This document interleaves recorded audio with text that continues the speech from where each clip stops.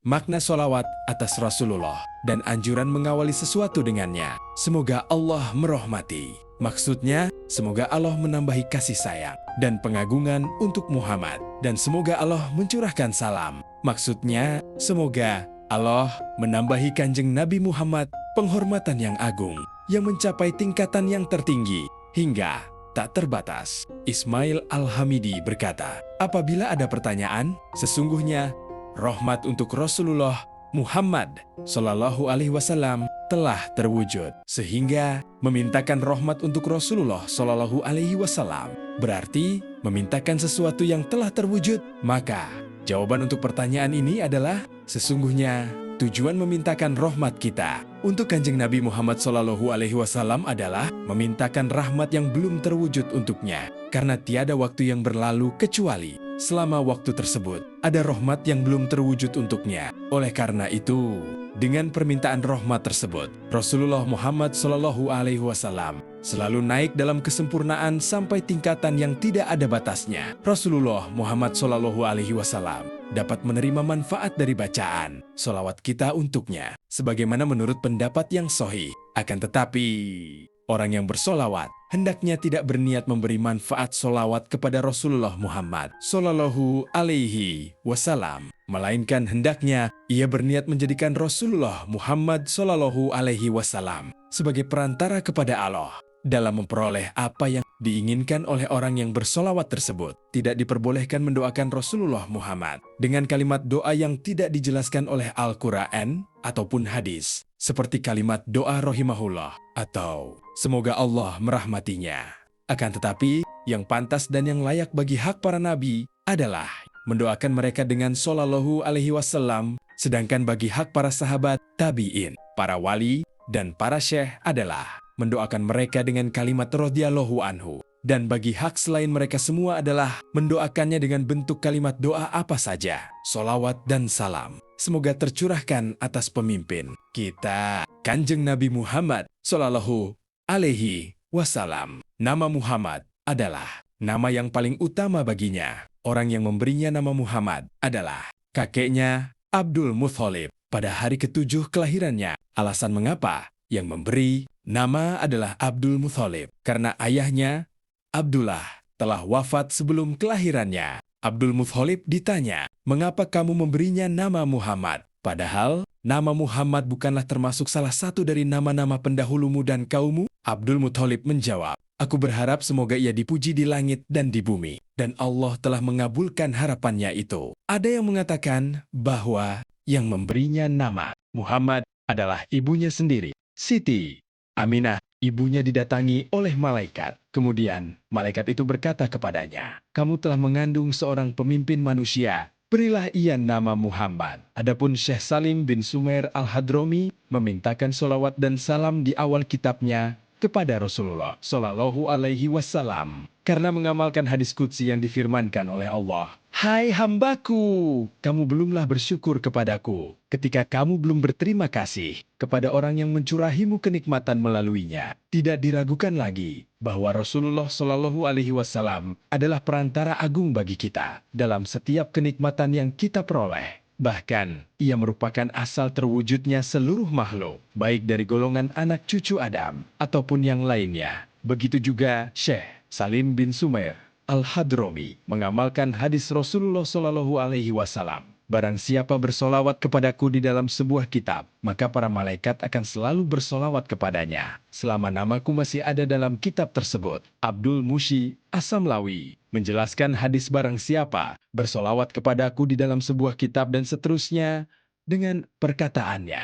Berarti dengan menulis solawat dan mengucapkannya, atau membaca solawat yang tertulis dalam kitab atau risalah, maka para malaikat akan selalu mendoakan keberkahan untuknya dan selalu memintakan ampunan untuknya. Rasulullah adalah seorang Rasul yang menjadi khotamin nabiyin. Artinya adalah Rasulullah yang menjadi penutup para nabi, seperti yang disebutkan dalam kitab Al-Misbah. Oleh karena itu, tidak ada nabi setelah beliau Muhammad Sallallahu Alaihi Wasallam. Ia adalah penutup para nabi dalam wujudnya dari sudut pandang jisimnya di dunia nyata. Sedangkan hakikatnya ia adalah nabi yang pertama kali, bahkan makhluk yang pertama kali diciptakan.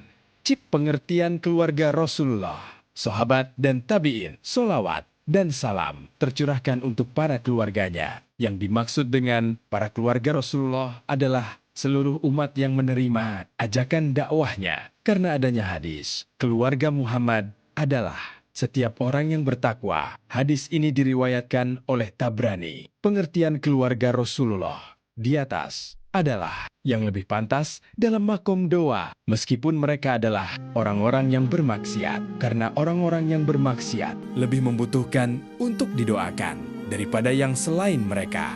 Adapun dalam makom zakat, yang dimaksud dengan keluarga Rasulullah adalah mereka yang berasal dari keturunan Bani Hashim dan Bani Muthalib. Sedangkan yang dimaksud sahabat adalah orang yang berkumpul dengan Rasulullah serta percaya kepada beliau setelah beliau diutus sebagai seorang rasul, meskipun belum diperintahkan untuk berdakwah pada masa hidupnya dengan bentuk perkumpulan yang saling mengenal. Sekiranya perkumpulan tersebut berada di bumi, meskipun gelap, atau meskipun orang itu adalah buta, dan meskipun orang itu tidak menyadari keberadaan Rasulullah,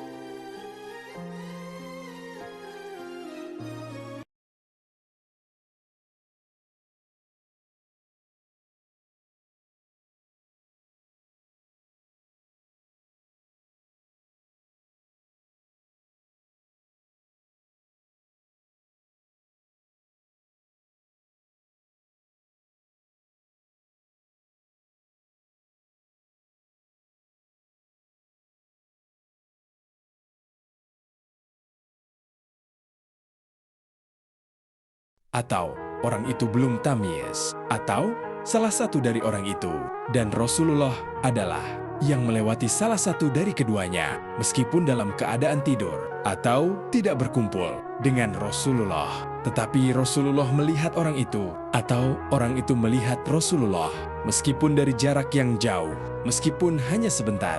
Berbeda dengan tabi'in atau pengikut sahabat, maka status tabi'ah tidak akan disandang kecuali disertai dengan lamanya berkumpul bersama sahabat pada umumnya.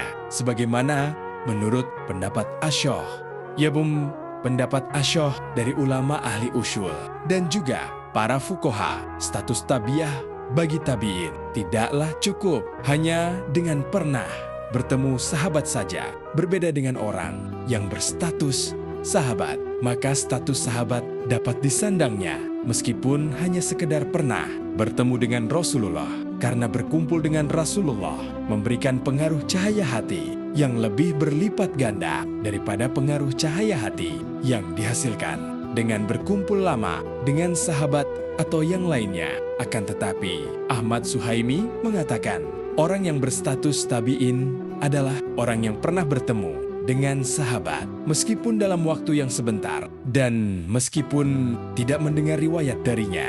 Ketahuilah, menurut ahli sunnah, sesungguhnya keutamaan Khulafaur Rasyidin dalam jabatan kekhalifahan secara urut yang paling utama adalah Abu Bakar. Namanya adalah Abdullah, kemudian Umar, kemudian Utsman, kemudian Ali radhiyallahu anhum.